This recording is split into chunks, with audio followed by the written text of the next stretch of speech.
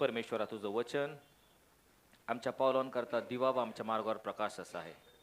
प्रभू आम्ही तुझ्या वचनाकडे येतो. बोल प्रभू, आम्ही तुझे दास ऐकत आहोत.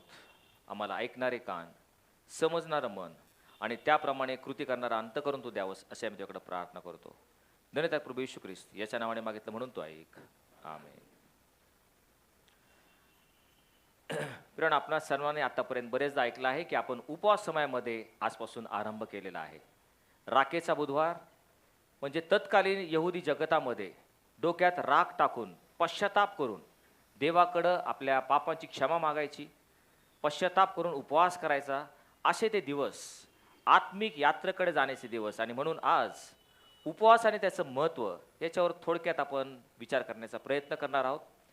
आणि यावेळेस जुन्या करारातील छोट्या 3 कथानक, 3 गोष्टी आपण पाहूयात आणि त्याद्वारे उपवास आणि प्रार्थना याचं महत्त्व काय आहे, आमच्या जीवनामध्ये त्याचं मर्म काय आहे, त्याचं गांभीर्य काय आहे, हे 40 दिवसात आपण आपल्या आत्मिक यात्रेला सुरुवात करण्यापूर्वी, उपवासाला सुरुवात करण्यापूर्वी जाणून घेऊयात.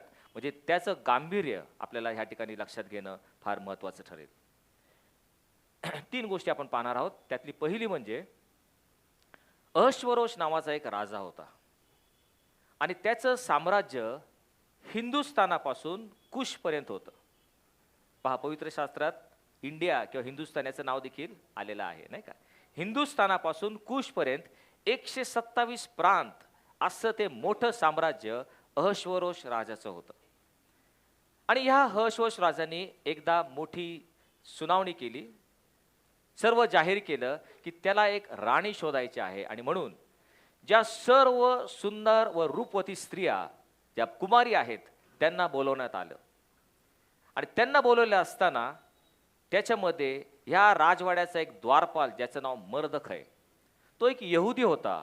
आणि त्याने आपल्या चुलत्याची मुलगी जिचं नाव हदस्सा किंवा एस्तेर हिची देखील तिथं पाठवणी केलेली आहे.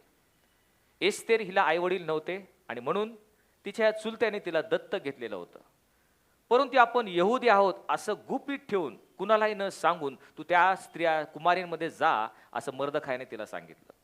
आणि म्हणून आता ह्या राजाला नवी राणी शोधणं आहे आणि त्यासाठी सर्व सुंदर रूपवती गुणवान ज्या कुमारी आहेत त्यांचं त्या ठिकाणी भरणा झालेला आहे. त्यावेळेस राजापुढं जाण्यासाठी आणि राजाने आपली राणी पसंत करण्याच्या अगोदर 1 वर्षाचा काळ त्या कुमारिकेची तयारी करत असत. ती तयारी कशी, तर 6 महिने त्यांना गंधरसाचं तेल लावून त्यांची त्वचा अगदी मुलायम करली जात. त्याच्यानंतर 6 महिने सुगंधी द्रव्य ते अंगाला लावून त्यांची त्वचा मुलायम केली जात. पहा, 1 वर्ष तयारी करून नंतर ही राणी कोण होणार त्याची परीक्षा हा राजा घेत असत. आणि अशा प्रकारे या सर्व विधर्मी यहुदी तर ह्या कुमारींमध्ये एस्तेर किंवा हदस्सा हिची देखील पाठवणी झाली. आणि मग राजाने सर्वांची परीक्षा घेतली असता राजाला सर्वात प्रिय जी वाटली ती म्हणजे एस्तेर किंवा हदस्सा, जी एक यहुदी होती, परंतु तिने आपला धर्म गुपित ठेवला होता. आणि राजाची तिच्यावर कृपादृष्टी झाली आणि त्याने तिला राणीचा मुकुट प्रदान केला. ती अश्वरोष राजाची राणी झाली. आणि अशा प्रकारे ही एस्तेर जी यहुदी आहे परंतु ती अश्वरोष जो एक यहुदी तर मनुष्य, एक विधर्मी मनुष्य, त्याची ती राणी झालेली आहे. हा जो तिचा चुलता मर्दखय हा त्या राजवाड्यामध्ये द्वारपाल होता. आणि ह्या अश्वरोष राजाचा एक सेनापती होता ज्याचं नाव हमान. हा हमान स्वतःला फार श्रेष्ठ समजत असेल आणि प्रत्येक जे सेवक आहेत, जे द्वारपाल आहेत, जे इतर कामगार आहेत, त्यांनी त्याला लवून मुजरा करायची, त्याला लवून नमस्ते करायचा, ही त्याची एक प्रथ होती. त्यामध्ये त्याला एक फार मोठी प्रतिष्ठा किंवा अभिमान वाटत असेल. परंतु ज्या वेळेस तो मर्दखयकडे येत असेल, हा मर्दखय कधीच त्याला लवून मुजरा करत नसेल. आणि याचा हमानाला फार राग होता. आणि त्याने ह्या मर्दखयाला विचारलं, सगळेजण मला वाकून नमस्कार करतात, माझ्या पुढे नतमस्तक होतात, तू माझ्या पुढे नतमस्तक का होत नाहीत? यावर मर्दखय त्याला म्हटला, मी यहुदी आहे आणि मी जिवंत परमेश्वरासमोर सोडून इतर कोणालाही मी आपलं मान झुकवणार नाही, त्यांना मी नमन करणार नाही. आणि म्हणून हा हमानाचा राग, एक द्वेष ह्या मर्दखयाबरोबर होता. आणि त्याचा मी काटा कसा काढू याच्याविषयी तो वाट पाहत होता. हमानाने विचार केला, हा मर्दखाय जर यहुदी आहे तर नुसतं मर्दखायला ठार मारून किंवा त्याचा काटा काढून उपयोग नाही. तर ही यहुदी जमात जी आहे, ती जात जी आहे, या संपूर्ण यहुदी लोकांचा आपण काटा काढूयात, त्यांचा विध्वंस आणि विनाश आपण करूयात, यासाठी हामान एक युक्ती सापडू लागलास. एकदा हा धूर्त चाणाक्ष असा हामान राजाकडे आला आणि तो म्हटला, अहर्षस्थ राजा, आपला जय जयकार असो. आपले जे 127 प्रांत आहेत त्यामध्ये अनेक देशाचे लोक सुख शांती समाधानाने राहत आहेत. सर्वकडे सुख आणि समाधान आपल्या राष्ट्रामध्ये आहेत. परंतु एक विशिष्ट जमातीचे लोक असे आहेत की त्यांचे कायदे आपल्यापेक्षा थोडेसे निराळे आहेत. ते आपले कायदे मानत नाहीत आणि म्हणून त्यांचा तुम्ही नायनाट करावा, असा आपण हुकूम द्यावा, अशी मी आपल्याला विनंती करतो. आता राजा असतो, त्याला ह्याचा भयंकर राग आला की माझे कायदे, माझे आदेश जर कोणी मानत नसेल तर राजाने लगेच आपली मुद्रा काढली. पूर्वीच्या काळी जर एखादा कायदा करायचा तर तो कायदा लिहून त्याच्यावर राजाची मुद्रा मारली जायची, त्याच्या अंगठीचे शिक्का मारला जायचा. त्या राजाची मुद्रा ज्या कायद्यावर आहे त्याला न बदलता येणारा कायदा असं म्हटलं जायचं. एकदा तो कायदा झाला की मग स्वतः राजा सुद्धा तो बदलू शकत नव्हता. असा कडक कायदा मेदी पारशी राजांचा होता. ह्याचं एक उदाहरणच द्यायचं झालं तर आपल्याला दानिएलचं उदाहरण ठाऊक आहे. दानिएल हा देवाचा सेवक आणि राजाची मर्जी त्याच्यावर होती. राजाच्या स्वप्नांचा अर्थ तो सांगत असेल आणि अशा प्रकारे राजाची त्याला पूर्ण सहानुभूती. परंतु त्याच्या शत्रूंनी त्याच्यावर कट कारस्थान करून हा इतर देवाची प्रार्थना करतो म्हणून त्याला राजासमोर आणलं आणि मग त्यांनी सांगितलं की हा इतर देवांची प्रार्थना करतो म्हणून तुम्ही त्याला सिंहाच्या गुहेत टाकावं. त्यावेळेस जो दर्यावेश राजा होता त्याला अतिशय वाईट वाटलं, कारण त्याला पूर्ण ठाऊक होतं की दानिएल चांगला मनुष्य आहे, तो आपल्याला उपयोगाचा आहे. परंतु त्याने जो कायदा केला होता तो कायदा तो स्वतः देखील मोडू शकत नव्हता आणि म्हणून जरी राजा असला तरी त्याला दानिएलला सिंहाच्या गुहेत टाकणं भाग पडलं. कारण त्यावेळेचा कायदा असा होता की शब्द दिला म्हणजे दिला. तो राजाचा जरी शब्द असला तो परत माघारी घेऊ शकत नव्हता आणि म्हणून दानिएलला सिंहाच्या गुहेत जावं लागलं. हे सर्व कथानक आपल्याला ठाऊक आहे. असाच या राजाने कायदा केला. एकाच दिवशी वर्षाच्या 12व्या महिन्याला ठरलेल्या दिवशी संपूर्ण 127 प्रांतातील सर्व यहुद्यांची कत्तल करावी. स्त्री, वृद्ध लोक, पुरुष, बालके, सर्व यहुदी लोक एकाच दिवसात मारले जावे असा कायदा छापण्यात आला. प्रत्येक प्रांतातील लोकांना तो देण्यात आला आणि घोडेस्वार तो कायदा घेऊन प्रत्येक प्रांतामध्ये गेले. एकाच दिवशी ठरलेल्या दिवशी सर्व यहुदी लोकांची कत्तल हा भयानक प्रकार त्यावेळेस घडणार होता. ही बातमी मर्दखायने आपल्या त्या चुलत बहीण जी आहे एस्तेर आहे तिला राजवाड्यात कळवली. तिला बाहेर काय चाललं ह्याची काहीच कल्पना नव्हती आणि मग तो म्हटला, पहा, संपूर्ण यहुदी जमात किंवा जात याचा विध्वंस आणि विनाश हे करण्याचं अर्थशास्त्र राजाला सांगण्यात आलेलं आहे आणि म्हणून तू आता राणी आहेस. कदाचित ह्याच कारणासाठी परमेश्वराने तुला हे राणीपद दिलं नसेल कशावरून, तेव्हा तू आमच्यासाठी मध्यस्थी कर, रदबदली कर. तेव्हा राणीने पुन्हा निरोप पाठवला, तुम्ही सर्वजण जा, सर्व यहुदी लोकांना जमा करा, तुम्ही सर्व मिळून उपवास आणि प्रार्थना करा. 3 दिवस आणि 3 रात्र तुम्ही अन्न सेवन करू नका. मी देखील माझ्या दासींबरोबर 3 दिवस आणि 3 रात्र उपवास करते. याचं कारण काय? याचं कारण एकच होतं. त्यावेळेस त्या राजाचा दुसरा एक नियम किंवा कायदा होता, मी तुम्हाला समोर बोलवल्याशिवाय कुणी माझ्या हजेरीला यायचं नाही. ज्यावेळेस मी राजदरबारात बोलवेल त्याच वेळेस तो मनुष्य राजदरबारात हजर झाला पाहिजे. माझ्या परवानगीशिवाय जर कुणी राजदरबारात दाखल झालं तर त्याला मृत्यूदंड ही शिक्षा होती. फक्त एकच मनुष्य त्याला क्षमा करू शकत होता, तो म्हणजे खुद्द राजा. जर राज्याला त्या मनुष्यावर दया आली आणि त्याने आपल्या सोन्याचा राजधन त्याच्या पुढे केला तर याचा अर्थ मी तुला क्षमा केली आहे, तुला मृत्यूदंड होणार नाही. इतका कडक कायदा त्या ठिकाणी होता. परवानगीशिवाय राणी सुद्धा राजाकडे जाऊ शकत नव्हती. आणि एस्तेर म्हटली, गेले 30 दिवस राजाचं बोलवणं मला आलं नाही, त्याच्या परवानगीशिवाय मी जर त्याकडे गेले तर कदाचित मला ठार होण्याची किंवा मला मृत्यूची शिक्षा सुनावण्यात येईल आणि म्हणून तुम्ही माझ्यासाठी उपवास आणि प्रार्थना करा. आणि अशा प्रकारे ठरल्याप्रमाणे 3 दिवस सर्वांनी उपवास आणि प्रार्थना केले. प्रियानो, ज्यावेळेस आपण उपवास करतो याचा अर्थ काय होतो? उपवास आपण का करावा? आम्ही ज्या गोष्टी या ठिकाणी अनुभवतो, ज्या गोष्टी आम्हाला आकर्षक वाटतात त्याचा त्याग करणं म्हणजे उपवास करणं. उपवास हा अन्नाचा असू शकतो, उपवास आमच्या व्यसनांचा असू शकतो. कुठल्याही गोष्टीचा त्याग करायचा आणि उपवास करायचा म्हणजे आम्ही देवावर अवलंबून आहोत. प्रभू परमेश्वरा, तू आमचं सहाय्य करता आहेस हे दाखवण्यासाठी उपवास केला जातो. ज्यावेळेस आपण 40 दिवसातून उपवास करत असतो याचा अर्थ परमेश्वर, आम्ही अशक्त आणि दुर्बल आहोत आणि आम्ही तुझ्यावर विसंबून आहोत. तू आमचा रक्षक आहेस, तू आमचा मार्गदर्शक आहेस, तू आमचा सर्वसमर्थ देव आहेस. आम्ही स्वतःवर नाही तर तुझ्यावर अवलंबून आहोत हे दाखवण्यासाठी आपण उपवास आणि प्रार्थना करत असतो. ह्या दिवसामध्ये आपण आता आलेलो आहोत आणि म्हणून त्यावेळेस त्या सर्वांनी उपवास केला. एक प्रतीक असं होतं की प्रभू, आम्ही आता महासंकटामध्ये सापडलेलो आहोत. आमच्यावर आणीबाणीचा प्रसंग आलेला आहे. संपूर्ण यहुदी लोकांची कत्तल आता होणार आहे आणि अशा या बिकट परिस्थितीमध्ये आम्ही उपवास आणि प्रार्थना करून आम्ही केवळ तुझ्यावर अवलंबून आहोत. तू आमची आकडी आणि काठी आहेस, आम्हाला धीर देणारा तू आहेस आणि ह्यातून मार्ग काढणारा केवळ तूच एक सर्वसमर्थ परमेश्वर आहेस हे दाखवण्यासाठी त्या सर्वांनी उपवास आणि प्रार्थना केली. आणि ज्यावेळेस आम्ही उपवास आणि प्रार्थना करतो परमेश्वराचं लक्ष, त्याचं नेत्र आमच्याकडे जातं.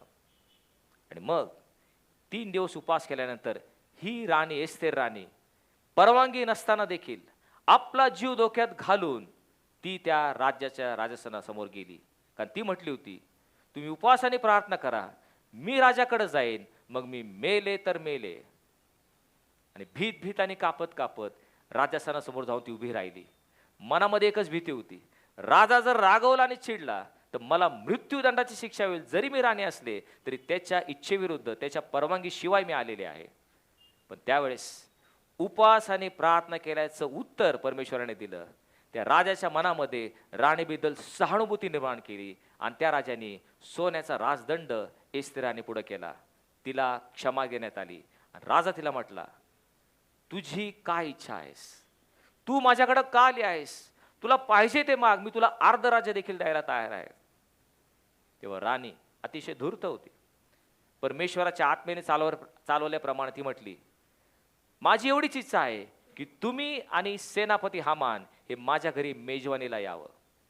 लगेच तिने काय लगेच बोलून दाखवलं नाही. माझ्या घरी तुम्ही मेजवानीला या असं तिने त्या ठिकाणी सांगितलं. आणि राजाने ठरल्याप्रमाणे तो दिवस ठरला की राणीच्या घरी हामान आणि हा मर्द ऐश्वर्यवश राजा यांनी मेजवानीला जायचं.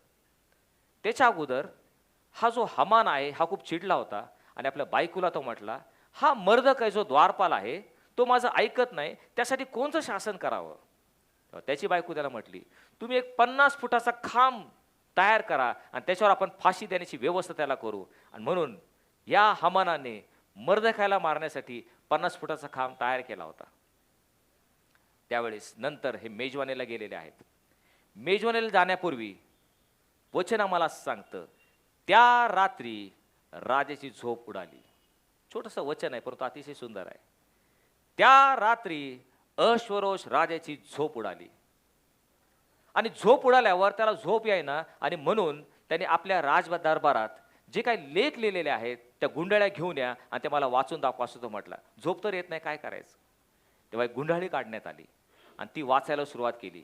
त्यामध्ये असं लिहिलं होतं, राजाचे 2 द्वारपाल यांनी राजाविरुद्ध कट केला, ते त्याचा खून करणार होते, परंतु त्यांची ही योजना मर्दकाय नावाच्या मनुष्याने उघडकीस आणली आणि त्या राजाचा जीव वाचला. त्या दोघांना मारण्यात आलं. तेव्हा राजाने विचार केला, हा जो मर्दकाय आहे यांनी ह्या दोघांचं कट कारस्थान उघडकीस आणलं, माझा जीव त्यांनी वाचला, त्याबद्दल त्याला काय बक्षीस दिलं आहे का? आणि ते म्हटले, या मर्दकायला कुठलंच बक्षीस मिळालं नाही. तेव्हा राजा हामानाला बोलवतो. रात्रीच्या वेळेस हामानाला बोलवण्यात आलं. हे हामाना, जर राजाला वाटलं एखाद्या मनुष्याचा सन्मान करावा तो कसा केला पाहिजे? आणि हामानाला वाटलं माझ्याविषयीच राजा बोलत आहे, माझ्याविषयी तो कोणाचा सन्मान करणार? आणि म्हणतो जर तुम्हाला असं वाटतं कोणाचा सन्मान करावा, राजा जो पोशाख किंवा झगा घालतो तो त्या मनुष्याला घालावा, राजाच्या घोड्यावर बसतो त्या घोड्यावर त्याला बसवावं, राजा जो टोप घालतो राजटोप तो त्याला घालावा आणि संपूर्ण मिरवणूक काढून राजा अशा मनुष्याचा सन्मान करू इच्छितो असं सर्व त्या राज्यातून फिरवावं असं तो त्यांना सांगितलं. त्यावेळेस लगेचच राजा हामानास म्हटला, मर्दखायला बोलव, त्याला माझा झगा घाल, त्याला माझ्या घोड्यावर बसव, माझा राष्ट्रोप त्याला दे आणि संपूर्ण त्याचा सन्मान कर, कारण त्याने माझा जीव वाचवला होता. आणि अशा प्रकारे हमानाऐवजी मर्दखायचा सन्मान करण्यात आला. हे ऐकून हामान अधिकच चिडला. आणि हा चिडलेला हामान आता अस्त्रशस्त्र राजाबरोबर एस्तेर राणीच्या मेजवानीला गेलेला आहे. आणि मेजवानी झाल्यावर हा राजा खाऊन पिऊन तृप्त झाला आणि एस्तेर राणीला तो म्हणतो, पहा तुझी काय इच्छा आहे, तू मला आता सांग, मी तुला अर्ध राज्य देखील द्यायला तयार आहे. ती म्हणती, महाराज मला तुम्हाला एक सांगू द्या, मी एक यहुदी आहे आणि आपल्या राज्यातील काही लोकांनी आमची जी जमात आहे, यहुदी जमात, संपूर्ण 127 प्रांतामध्ये येत्या महिन्याच्या अमुक अमुक तारखेला सर्व यहुदी स्त्री पुरुष मुलं या सर्वांची कत्तल करायचा, त्यांचं विध्वंस आणि विनाश करण्याचं कारस्थान रचलं आहे. तसं पत्रक देखील पाठवलेलं आहे आणि न बदलणाऱ्या कायद्यानुसार त्या सर्वांची कत्तल होणार आहे. असं म्हटल्यावर राजा संतापला. हे कारस्थान कुणी केले त्याचं नाव मला तू आत्ताच्या आत्ता सांग. राणी म्हणती, त्याचं नाव हाच हामान तुमचा सेनापती. त्यावेळेस राजा खूप चिडला आणि तो म्हटला, ह्या हामानाला जो खांब त्यांनी तयार केलेला आहे मर्दखायला मारला, त्या खांबावर त्याला लटकून द्या, त्याला फाशी देण्यात आली. आणि आता हा कायदा न बदलणारा होता. जर हा कायदा बदलला गेला नाही तर तो कायदा अंमलात येणार होता, सर्व यहुद्यांची कत्तल होणार होती. तेव्हा राजाने नवीन कायदा काढला की कुठल्याही यहुद्याची प्राणघातक त्याला हल्ला होऊ नये, कुणी यहुदीला मारले जाऊ नये, म्हणून आपली मुद्रांक त्याच्यावर टाकली. आणि जे घोडे गेले होते संदेश घेऊन, त्याच्या दुपटीनं त्याने हे घोडे जोरदार वेगाने पाठवले आणि होणारी कत्तल टाळली गेली. यहुदी लोकांचा बचाव झाला. आणि त्या प्रित्यर्थ तो स्मरण म्हणून आज देखील यहुदी लोक पुरीम ह्या नावाचा सण साजरा करतात. केवळ ह्यासाठी आमची यहुदी जमात नष्ट होणार होती, पण परमेश्वराकडे उपासाने प्रार्थना केली म्हणून आमच्यावर येणारा आणीबाणीचा प्रसंग टाळला गेला. ह्या इथं उपास आणि प्रार्थनेचं महत्व आहे. प्रियांनो, आम्हाला असं वाटतं की 3000 वर्षापूर्वीची गोष्ट पण आम्हाला कशी लागू पडेल. त्या अश्वरोष राजाकडे नीट पहा. जणू काय शेवटल्या न्यायाच्या दिवशी न्यायसनावर बसलेल्या प्रभू येशू ख्रिस्ताचे चित्र आहे. तो न्यायसनावर बसलेला आहे आणि ती एस्तेर राणी जी म्हणती, आता मी जीव मुठीत घालून जाणार आहे, मी मेले तर मेले, कारण जीवन आणि मरण ह्याचा माझा प्रश्न आहे. तसंच आम्ही प्रत्येक जण त्या न्यायसनासमोर उभे राहणार आहोत. पौल आम्हाला सांगत आहे, आम्हा प्रत्येकाला ख्रिस्ताच्या न्यायसनासमोर उभं राहिलं पाहिजे, यासाठी की आम्ही केलेल्या कृत्यांचा न्याय व्हावा, मग ते चांगली गोष्ट असो किंवा वाईट गोष्ट असो. आणि मग आम्हाला त्या न्यायसनावर उभं राहून तो प्रभू येशू ख्रिस्त आपला न्यायदंड आमच्यासमोर करणार आहे का, आम्हाला दया आणि क्षमा दाखवणार आहे का, हाच तो मोठा प्रश्न आहे. जीवन मरणाचा प्रश्न आहे. आणि म्हणून उपवास आणि प्रार्थना करून जर आम्ही त्या न्यायसनासमोर गेल्यास तो आम्हाला दयादृष्टी करू इच्छितो. या उपवासामध्ये जात असताना आत्ताच प्रार्थनेचा दिवस आहे, हेच उपवास आणि क्षमेचे दिवस आहेत, पश्चातापाचे दिवस आहेत. आत्ताच संधी साधून घ्या, कारण दिवस खूप वाईट आहेत. आज प्रभू येशू ख्रिस्त दयासनावर आहे आणि म्हणून पश्चाताप करूयात. उपवास आणि प्रार्थनाद्वारे आमच्या पापांची क्षमा मागून आम्ही त्याबद्दल रद्दबदली करून ख्रिस्तामध्ये एक नवी उत्पत्ती होण्याचा आपण प्रयत्न करूयात. दुसरी गोष्ट जी उपवास आणि प्रार्थनेचं महत्त्व आम्हाला दाखवून देते ती म्हणजे इस्रायलाचा राजा यहोशाफाट असं त्याचं नाव होतं. आणि हा जो यहोशाफाट राजा होता हा देवाला भिणारा राजा होता. फार थोडे राजे इस्रायलातले जे देवाला भिवून वागणारे, देवाच्या इच्छेप्रमाणे वागणारे होते. बरेचसे राजे देवाच्या इच्छेविरुद्ध वागणारे, मूर्तीपूजा करणारे, आपल्या मुलांचं होम बली करणारे असे वाईट राजे देखील होऊन गेले. पण यहोशाफाट हा चांगला राजा होता. देवाच्या मार्गाने तो चालला, देवाच्या वचनाप्रमाणे तो जीवन जगला. आणि अशा यहोशाफाट राजा हा इस्रायलचा राजा असताना एकदा इस्रायलाचे 3 शत्रू, मोवाबी लोक, अम्मोनी लोक आणि सेरी लोक, हे 3 जण एकवट आले. 3 राजांचं संगनमत झालं की आपण एकटं जर गेलो आपल्याला इस्रायलाविरुद्ध जिंकता येणार नाही. 3 एकत्र करू, एकत्र होऊन एकवट होऊन आपण इस्रायलची युद्ध करू, म्हणजे आपल्याला विजय निश्चित मिळेल. अशा प्रकारे 3 राज्यांचं सैन्य, ते रथ, ते घोडदौड आणि सर्व सैन्य मिळून इस्रायलच्या दिशेने येत आहेत. आता मात्र इस्रायलला जिंकणं कदाचित अशक्य आहे, कारण 1 नव्हे 2 नव्हे 3 राष्ट्र एकत्र आलेले आहेत. तुम्ही कल्पना करा, आपलं एक समजा इथं राज्य आहे, शेजारच्या राष्ट्राशी युद्ध करायचं असेल तर आम्ही कदाचित करू शकू, पण 3 राष्ट्र जर एकत्र आले तर आम्हाला कठीण जाईल. तसंच 3 राष्ट्र एकत्र आलेले असताना राजाला निरोप दिला, आपल्या विरुद्ध आपले शत्रू सेईरी लोक, अम्मोनी लोक आणि मोवाबी लोक हे सर्व एकत्रित येत आहेत. आपण काय करायचं? आणि हा राजा यहोशाफाट हा देवाला भिणारा राजा होता.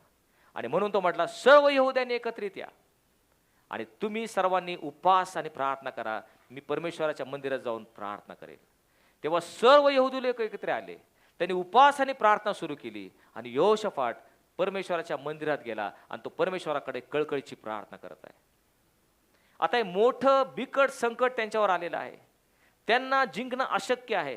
त्यांचा मृत्यू अटळ आहे. विध्वंस आणि विनाश होणार या कल्पनेनं यहोशाफाट राजा परमेश्वराकडे गेला आणि त्याने केवळ 3 वाक्यांची प्रार्थना त्या ठिकाणी केली आहे. हा यहोशाफाट राजा परमेश्वराला म्हणतो, हे परमेश्वरा, या मोठ्या सैन्यांशी लढायला आमच्याकडं ताकद नाही. काय करावं हे आम्हाला सुचत नाही. आमचे डोळे तुझ्याकडे लागले आहेत. की काय प्रार्थना केली? 3 शब्दांची प्रार्थना, 3 वाक्य फक्त. या समुदायाशी लढायला आमच्याकडे ताकद नाही. म्हणजे आम्ही मनुष्यबळाने कमी आहोत. आमच्यामध्ये ताकद सामर्थ्य कमी झालेलं आहे, कारण आम्ही मोजके आहोत, ते खूप आहेत. काय करावं हे आम्हाला सुचत नाही. म्हणजे आमची बुद्धी चालनाशी झालेली आहे. आम्ही कबूल करतो प्रभू, आम्ही अशक्त आणि दुर्बल आहोत, शरीराने पण आणि बुद्धीने पण. शेवटी तो म्हणतो, आमचे डोळे तुझ्याकडे लागले आहोत. आता आम्ही सर्वस्वी तुझ्यावर अवलंबून आहोत.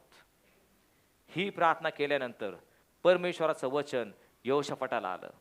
परमेश्वर म्हणतो, इस्रायल लोकांना सांग, हा मोठा समुदाय पाहून तुम्ही भिवू नका किंवा कचरू नका, कारण युद्ध तुमचं नाही, युद्ध माझं आहे. ह्या युद्धामध्ये तुम्हाला लढावं लागणार नाही. तुम्ही फक्त स्थिर उभे राहा आणि मी तुमचं तारण कसं करतो ते पहा.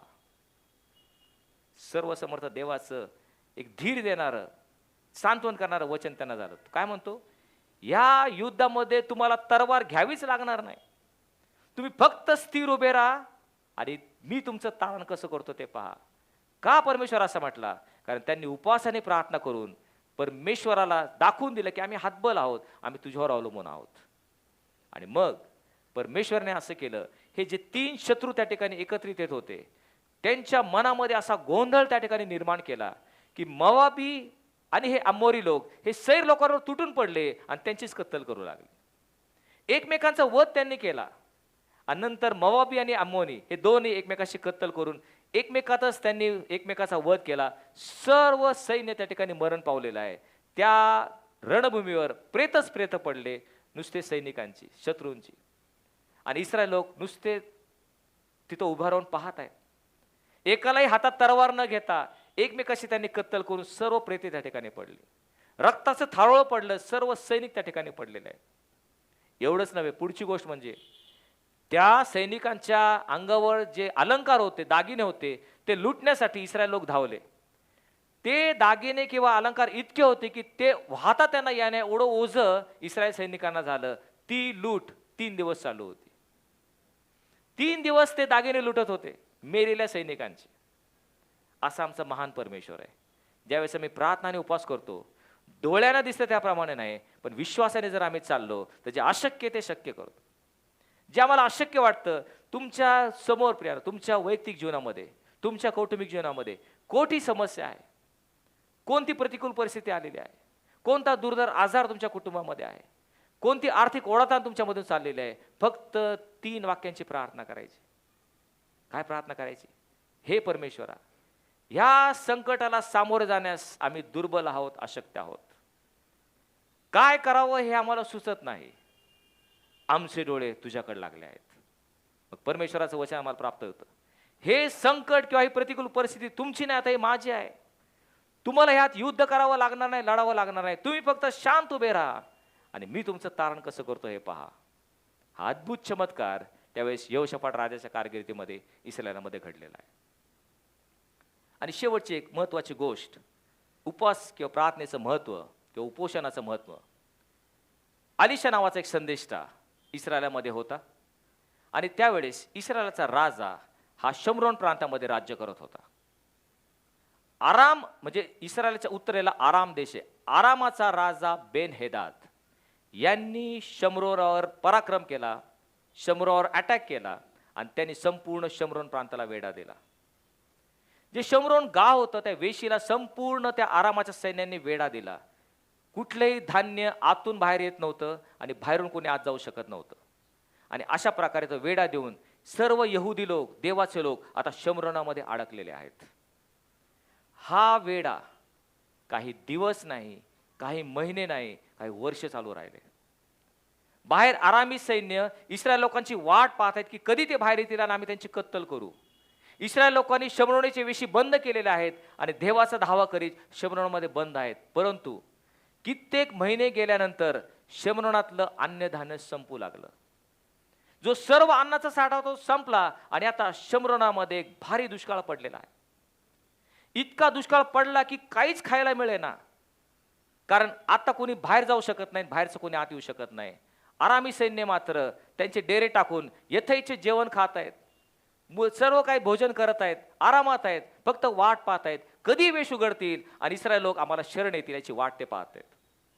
अनेक महिने गेल्यानंतर या शमरोनामध्ये इतका दुष्काळ पडला की एक गाढवाचं मुंडकं 80 रुपयाला त्यावेळेस मिळू लागलं आणि कबुतराची विष्ठा ही 5 रुपयाला पावशेर मिळू लागली. कबुतराची विष्ठा खाण्याची वेळ आली, ती सुद्धा 5 रुपयाला. इतका भयंकर दुष्काळ पडला. इस्रायलाचा राजा त्याच्या राजवाड्यात उभा राहिलेला आहे. त्यावेळेस 2 यहुदी स्त्रिया त्याच्याकडे आला आणि म्हटला, हे महाराज, तुम्ही आमचा न्याय करा, आम्हाला तुम्ही न्याय द्या. त्या राजाने आपले कपडे फाडले. मी तुमचा न्याय कधी करणार? परमेश्वरच आपला न्याय करत नाही. आपल्यावर अशी वेळ आली तर मी तुमचा न्याय कसा करू? तरी तुमचं काय म्हणणं आहे हे तुम्ही सांगा. त्या 2 स्त्रिया आपल्या मनातील कथा आणि व्यथा राजाला प्रगट करत आहेत. त्या म्हणतात, एवढा भयंकर दुष्काळ पडल्यामुळं आम्ही ठरवलं आमची जी 2 लहान मुलं आहेत त्यांना मारून शिजून खायचं. इतका भयंकर दुष्काळ पडला म्हणून काल रात्री माझ्या मुलाला मारून आम्ही शिजून खाल्लं. आज मी हिच्या मुलाला विचारते, त्यांनी आपला मुलगा लपून ठेवलाय, माझ्यावर दया करा. पाहिलं प्रियानो, काय भयंकर परिस्थिती आली होती. आपल्या स्वतःला मुलाला खाण्याची वेळ आली होती. इतका दुष्काळ शमरोन प्रांतामध्ये पडला. तेव्हा राजाने आपले कपडे फाडले. हे परमेश्वर, आमच्यावर काय परिस्थिती आलेली आहे? आम्ही जिवंत देवाचे यहुदी लोक, परंतु अशी वेळ आमच्यावर यावे की आपल्या आईला स्वतःचा मुलगा शिजून खाण्याची वेळ येते. या राजाने काय करायला पाहिजे होतं? संपूर्ण यहुदी लोकांना जमा करून आपण उपवास आणि प्रार्थना करू असं म्हणायला त्यांनी पाहिजे होतं. परंतु हा राजा दुष्ट राजा होता. तो काय म्हटला? पहा, जो संदेष्ट आलिशा आहे त्याला आत्ताच्या आत्ता घेऊन या आणि त्याचं शिर धडा वेगळं करा. या आलिशामुळेच हा सगळा प्रकार घडलेला आहे, आमच्यावर अशी वेळ आलेली आहे. म्हणून त्याने आपल्या सैनिकांना पाठवलं, जे ते आलिशा आहे त्याला घेऊन या आणि माझ्यासमोर त्याचा शिरच्छेद करा. तेव्हा सैनिक गेले आणि आलिशाच्या घराकडे ते चाललेले आहेत. आलिशाच्या घरामध्ये काही यहुदी वडील बसून या विषयावर चर्चा करत आहेत, आपण काय करायचं. आलिशाने अंतर्ज्ञानाने ओळखलं की राजाचा सैनिक त्या ठिकाणी येत आहे, सरदार येत आहे. तो आलिशा त्या आपल्या सेवकाला म्हटला, बाहेर जा आणि त्याला सांग, उद्या ह्याच वेळेत शमरोनामध्ये 1 माप सपीठ हे 1 शेकेलला मिळेल आणि 2 माप सातू 1 शेकेलला मिळतील. म्हणजे इतकी स्वस्ताई होईल की 1 माप सपीठ जे आहे ते 1 शेकेलला 1 पैशाला मिळेल, 2 माप सातू 1 पैशाला मिळेल. इतकी स्वस्ताई उद्या ह्याच वेळेस 24 तासात शमरोनात होईल. आणि हे ऐकल्यावर तो सरदार म्हटला, परमेश्वराने आकाश कपाटे उघडून जरी संपूर्ण अन्नाचा वर्षाव केला तरी असं होणं शक्य नाही. आणि आलिशा त्याला म्हटलो, तू देवाच्या वचनावर विश्वास ठेवला नाही, हे सर्व होताना तू पाहशील, पण त्यातलं तुला खाता येणार नाही. हे झाल्यानंतर पुढचं कथानक असं आहे की ती जी वेश बंद झालेली होती त्या वेशीच्या जवळ 4 कुष्ठरोगी त्या ठिकाणी बसले होते. कुष्ठरोगी म्हणजे समाज बहिष्कृत केलेले, कुणी समाजामध्ये त्यांनी यायचं नाही आणि म्हणून वेशीच्या बाहेर बसलेले आहेत.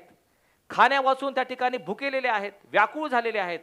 हे 4 कुष्ठरोगी एकमेकाला म्हटले, आपण जर वेशीतून आत गेलो तर मरण अटळ आहे, लोकांनाच खायला नाही तर आपल्याला कुठून देतील. आपण जर इथेच बसून राहिलो तर नक्की मरणार. आपण एक काम करूया, आपण आरामीच्या सैन्याने जाऊन मिळू. त्यांनी आपल्याला जीवन ठेवलं तर देवाची स्तुती असो, मारलं तर तसे आपण इथं मरणारच आहोत. आणि म्हणून 4 कुष्ठरोगी भीत भीत आणि कापत कापत ह्या आरामीच्या सैन्यांच्या डेऱ्याकडे गेलेले आहेत आणि त्यांना आश्चर्याचा धक्का बसला, कारण त्या डेऱ्यामध्ये एकही आरामी सैनिक त्यांना सापडला नाही. अन्नधान्य तसंच आहे, त्यांचे सर्व गोष्टी त्या ठिकाणी आहेत, पण आरामी सैन्य त्या ठिकाणी नव्हतं. परमेश्वराने मोठे रथ, घोडे आणि मोठं सैन्य यांचा आवाज आरामी सैन्यांच्या कानावर पाडला.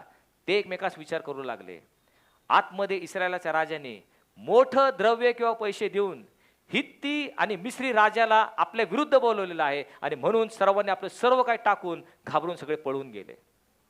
मग हे 4 कुष्ठरोगी भुकेलेले होते, डेऱ्यात गेले, यथेच्छ अन्न त्यांनी खाल्लं, कारण कुणीच त्या ठिकाणी सैन्य नव्हतं. काही वस्तू त्यांनी घेतल्या त्या लपवून ठेवल्या. मग ते 4 कुष्ठरोगी एकमेकास म्हटले, आपण जे करत आहोत ते बरं नाही. आज शुभवार्ता सांगण्याचा दिवस आहे आणि आपण गप्प राहिलो तर आपल्याला शासन होईल. आपले भाऊबंद आतमध्ये भुकेलेले आहेत, आपण जाऊन त्यांना ही वार्ता सांगू. मग ते गेले आणि वेशीमध्ये निरोप दिला, आरामी सर्व सैन्य पळून गेलेले आहेत, त्यांचं अन्न तसंच पडलेलं आहे, सर्व जाऊन राजाला आतमध्ये सांगा. आणि ही वार्ता राजाकडे गेल्यानंतर काही सैनिक बाहेर आले आणि त्यांनी पाहतात तो खरोखरच सर्व आरामी सैन्य निघून गेलेले आणि सर्व अन्नधान्य त्या ठिकाणी भोजन जाय तसंच पडलेलं आहे.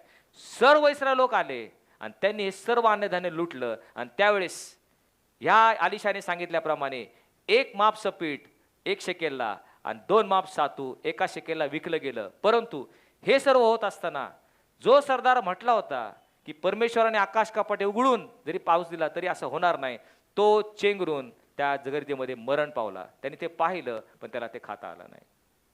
आणि म्हणून आपण पाहतो आज प्रियांनो शुभवार्ता सांगण्याचा दिवस आहे. त्या कुष्ठरोगांच्या जागी आम्ही आहोत. होय, ती शमरोन प्रांत जणू काही या जगाचं चित्र आहे. जसा शमरोन प्रांतामध्ये दुष्काळ पडलेला आहे तसा या जगामध्ये संपूर्णपणे वचनाचा दुष्काळ पडलेला आहे. हे जग अंधकारमय जग झालेलं आहे. सूर्यप्रकाशी विकृती या जगामध्ये आहे. नाशाकडं भयानक वेगानं नाशाकडे चालणारं हे जग आहे. आणि बाहेर सर्व भोजन तृप्त करण्यासाठी यथेच्छ पडलेलं आहे.